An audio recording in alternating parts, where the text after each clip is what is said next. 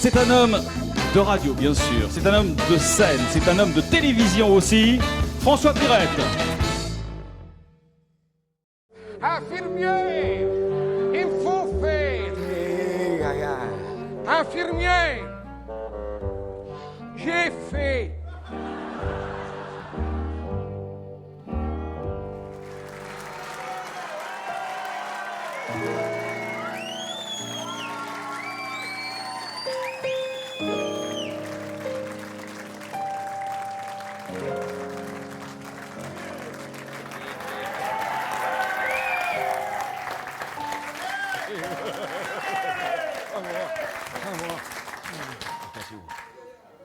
On va faire attention parce que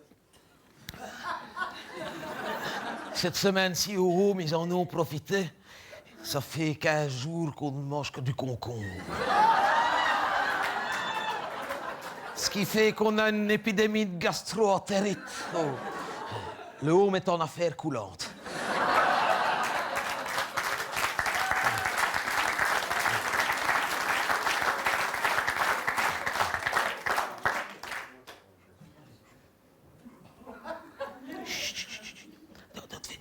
Ne faites pas trop de bruit parce que ma jambe s'est endormie.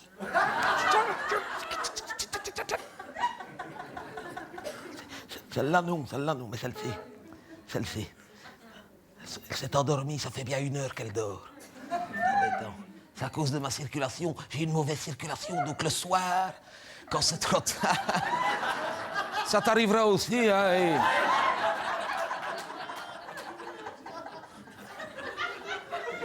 Ma jambe s'endort.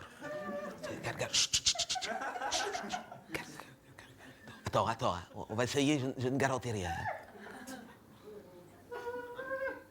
Regarde comme elle dort bien, regarde. Faites attention parce que c'est quand elle se réveille que c'est le plus désagréable parce que, oui, j'ai souvent des fourmis dans ma jambe à ce moment-là. Oui, sale bête, toi aussi, t'es sale bête, hein, ça. Ça, quand on a des fourmis quelque part, impossible de s'en débarrasser. Mais dans une jambe, j'ai déjà mis du sel dans mes pantoufles. Elle remonte quand même, hein. J'ai découpé des semelles dans des vieux vaponas. Que j'ai des semelles... Rien à faire, ça. On m'a dit, pour se débarrasser des fourmis, il faut tuer la reine. Allez la reconnaître, vous, hein. On m'a dit, c'est facile à reconnaître, la reine dans une assemblée, généralement, c'est celle qui a le plus laid chapeau. Hein, quand même, attends. C'est à cause de ma circulation, je fais du diabète, et à mon avis, c'est le sucre, ça les attire. J'ai une mauvaise circulation. Oui, et moi, c'est encore rien, parce que celui de la chambre d'à côté ici, Robert, lui, il a vraiment des problèmes de circulation, mais depuis qu'il est tout gamin. Oui. Lui, parce que, il est né qu'il avait déjà des problèmes de circulation, parce que, il est né entre la place Mézère et la chaussée de Louvain. Je peux dire que des problèmes de circulation, il en a connu, lui, hein. Il est né sous le signe du bouchon ascendant phlébite. Ouais. Faut pas rire avec ça. Il ne faut pas rire avec ça. Parce que dernièrement, il a fait une gangrène et on a dû l'amputer des 2 jambes. C'est triste, hein, ça. J'étais là quand on lui a annoncé qu'on devait le... ça lui a fait un choc, hein. Il en a eu les jambes coupées, ça va. C'était pourtant facile, je la regrette d'ailleurs, je n'aurais pas dû lui faire parce que c'est à lui que je lui ai dit, tiens, t'as tes jambes coupées, il n'a pas apprécié, faut dire que c'était triste, mais que c'était triste, vous seriez venu à l'enterrement, n'auriez pas ri non plus, hein. De ses jambes, l'enterrement, quoi. Ah non, lui il va bien, enfin il ne va plus qu'à moitié, mais il va bien quand même, pour un homme aussi diminué, il va bien, mais ses jambes pour les enterrer, hein, madame, qu'est-ce que vous voulez qu'on fasse avec, hein? On n'allait quand même pas les monter en lampadaire, hein, donc... Eh bien, je ne sais pas si vous avez déjà été à un enterrement de jambes, mais c'était émouvant. Je ne m'attendais pas à ça. Que c'était triste. Il ne s'y attendait pas, hein. Bon, je sais bien que quand on rentre dans un home, c'est pour en sortir un jour ou l'autre les pieds devant, mais lui, c'était quand même loin devant, hein. C'est vrai, hein. Ouais. Ça lui a fait quelque chose. Ils étaient très attachés. Ils étaient fort proches. Il avait toujours pu se reposer dessus. On dit toujours que perdre des membres de sa famille, c'est triste, mais là, c'était des membres proches. Et en plus, on dit toujours que le plus dur, c'est pour celui qui reste, surtout si c'est lui qui paye l'enterrement. Hein. Ah, ça, il n'a pas les idées. Hein. C'était pour lui. Ah, bon, il a fait comme pour lui. Ah, écoutez, madame, un cercueil pour des jambes. Oh, là, franchement, je n'avais jamais vu ça. Que dans les films américains. Si, à la TV, dans les films américains, on en voit des beaux cercueils ainsi. Des rectangulaires qui s'ouvrent en deux, là. Oh, que c'est beau, hein. Ça doit coûter, hein, ça. C'est le cercueil qui s'ouvre en deux. Oui, mais lui, il l'avait ouvert dans l'autre sens, évidemment. Hein, ça. Si, il l'avait ouvert dans l'autre sens. Et il y avait ces jambes qui partaient en dessous de l'autre couvercle comme ça. Ça avait l'air bête, on aurait dit un garagiste qui faisait une vidange. Là, tu sais.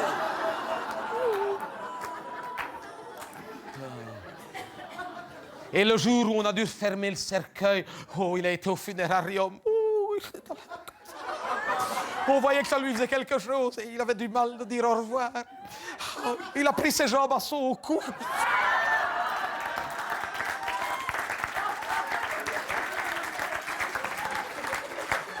Eh bien, pour un homme de son âge, il est déjà souple parce qu'il a baisé ses pieds. Puis il a mis un chapelet autour de ses chaussures. On a refermé la boîte. Et enterrement, hein. Un enterrement magnifique. Madame, il y avait longtemps que j'avais vu un enterrement comme ça. Des fleurs, mais des fleurs pour des gens. Des fleurs, des couronnes, avec des rubans. Vous nous manquerez, chaussures André. Oui, magnifique, c'était beau. Regrets éternels, la pédicure. Sa sœur avait envoyé une magnifique couronne. Sa sœur avait mis à mon demi-frère.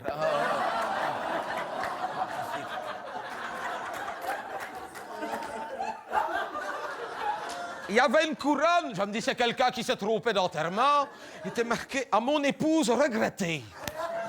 À mon épouse regrettée. Je me dis c'est quelqu'un qui s'est trompé. Je dis « T'as vu Robert, il y en a un qui s'est trompé. » Il dit « Non, c'est mes fleurs. » Je dis quoi? Il dit oui, j'ai fait porter des fleurs à mes jambes. Je dis mais t'as mis à mon épouse regrettée. Il dit non. Il dit mais comme je ne pouvais pas y aller moi-même, j'ai téléphoné au fleuriste. Je lui ai demandé à ma chère moitié. À mon avis, il n'avait plus de ruban. Il a cru bien faire. Hein?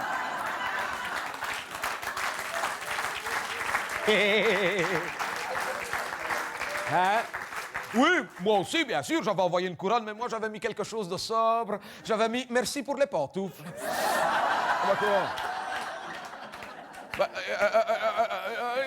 Il n'allait pas les jeter, elles étaient toutes neuves. Il n'en avait plus besoin. Hein? Oh, que c'était bien comme enterrement. Et comme dans les enterrements classiques, après, on est revenu au haut, on a bu une tasse de café. Vous savez, dans ces cas-là, on regarde les photos du mort. Donc là, il nous a montré ses radios. C'était bien, c'était bien. N'empêche que quand il a reçu la facture des croque-morts, là, il a fait une drôle de tête. Hein, parce qu'il n'avait pas fait demi-tarif. Hein. Ça a été... Oh là. Il m'a montré... Il faut dire que c'est un métier aussi. Hein. Ce n'est pas un métier facile. C'est normal qu'ils soient payés, ces gens-là. Hein, parce qu'en plus, on avait enterré ces gens le jour qu'il a fait si chaud. Il ne faut pas croire, hein, malgré qu'il fasse si chaud, ils sont toujours... Ah oui, en complet. Hein. Veston, pantalon de flanelle par 40 degrés à long. Des gars, bon, vous me direz, il ne vaut pas y aller en short. Mais quand même, hein, pour des jobs, ça aurait été un bel hommage. Hein. Mais non. Croque-mort. Quel drôle de métier, hein? Croque-morts. Vous savez pourquoi qu'on les appelle les croque-morts? Vous savez? Non? Ah non? Moi, je l'ai lu dans Reader Digest Sélection. C'est authentique. On l'appelle les croque-morts, des croque-morts, parce qu'avant, mais il y a longtemps, on n'était pas nés, moi non plus, ils n'avaient pas les médecins pour dire si le mort était bien mort. Donc, quelquefois, on enterrait qu'ils étaient vivants et qu'on ne le savait pas, donc il a eu des accidents. Et là, pour être sûr qu'ils étaient morts, le croque-mort venait et il croquait l'orteil. Exact. C'est pour ça que j'espère que je vais mourir un vendredi, parce que moi, je me lave mes pieds le jeudi. Mais enfin, bon. Moi, attention, hein. Sale ou pas sale, hein. Sale ou pas sale, tous les jeudis, je me lave mes pieds. Enfin, bon. Sale ou pas sale. Donc, c'est pour ça qu'on les appelle les croque-morts, c'est parce qu'ils croquaient l'orteil. Hein. Jusqu'au jour qu'ils sont tombés sur un client comme mon camarade Robert, qui avait été... Et c'est depuis qu'on les appelle les pompes funèbres. C'est vrai.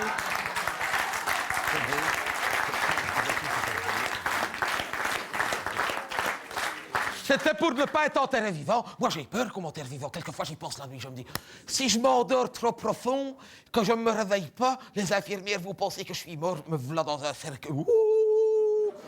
Quoi? Il faut pas rire, c'est arrivé plus souvent qu'on ne pense. Hein? Gardez Jésus. Quoi, Jésus? Vous l'avez enterré vivant, hein? Ah, bah quoi? Quoi? Quoi, miracle? Oh, naïf. Ah, parce que tu crois que c'était un miracle naïf.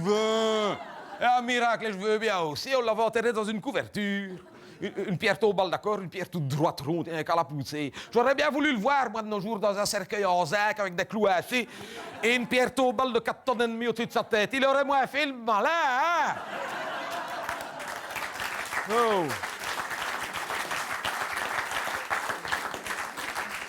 Le Copperfield de Bethléem, là. Moi, j'ai peur qu'on m'enterre vivant, hein.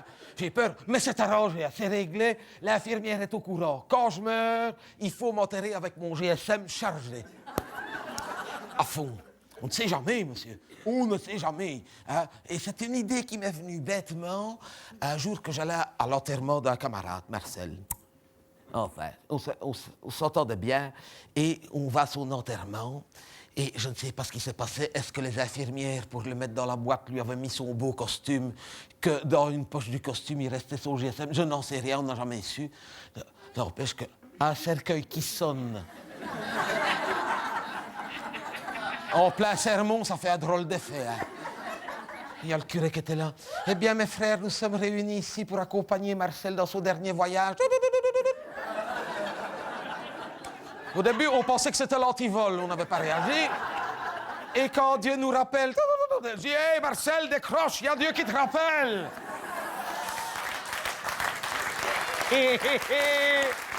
On a ri. Mais on a ri ce jour-là, d'ailleurs. Les pompes funèbres nous ont dit, si on avait su, on serait venu en short. Hein, ouais.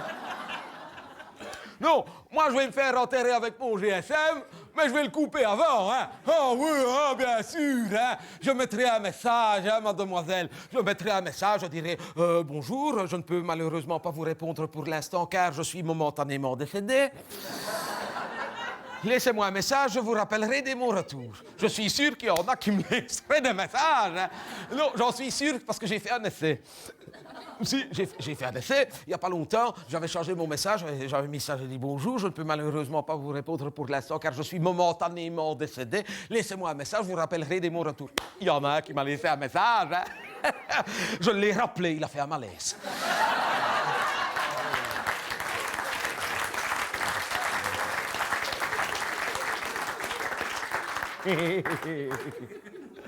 Enfin, non. Moi, je vais me faire enterrer avec mon GSM, mais évidemment, hein, je le ferai couper. Et si jamais je me réveille, ben, je l'allume, j'appelle l'infirmière, et elle vient. Et bon, évidemment, là ce serait un miracle. Hein. Non, pas que je me réveille, hein, qu'elle vienne. Ah, bah oui.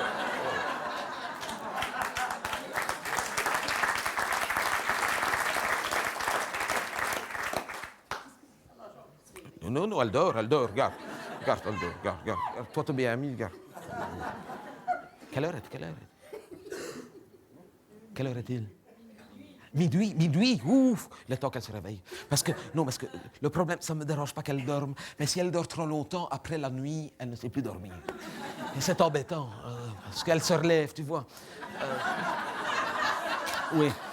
Moi, je dors, mais elle ne va pas bien loin, vous me direz, elle va jusqu'à la carpette, mais quand même. Alors, comme elle s'ennuie, elle joue avec mes pantoufles, elle met mes pantoufles, elle les enlève. Avec ses orteils, elle joue avec les froches de la carpette. Elle remonte dans le lit, elle embête sa sœur. Oh, c'est embêtant. C'est embêtant.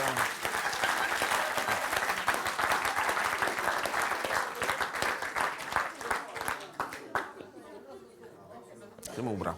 Maintenant, c'est le bras. C'est mon bras. Voyez, généralement, quand ma jambe s'endort trop longtemps comme ça, il y a le bras qui suit. Regarde. Je suis endormi à moitié comme ça.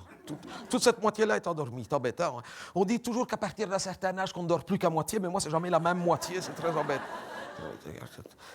C'est mon bras qui s'endort. J'ai des problèmes de circulation. Et quand mon bras... Oula. Vous avez vu? Oui, hein? Ouh! Ouh! Vous avez vu? Ouh, il rêve. C'est vrai. Ouh! Regarde!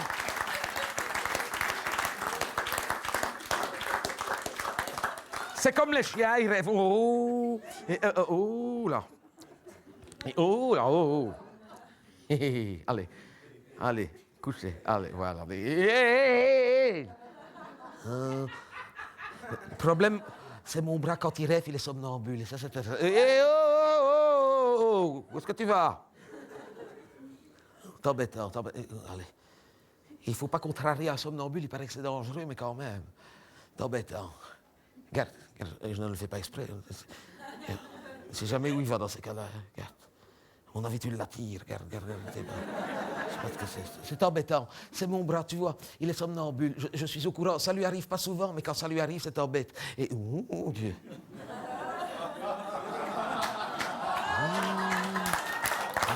Hé, oh. Ne faites pas de photos, hein, c'est équivoque. Hein. Je sais pas ce qu'il a. Il n'avait jamais fait ça.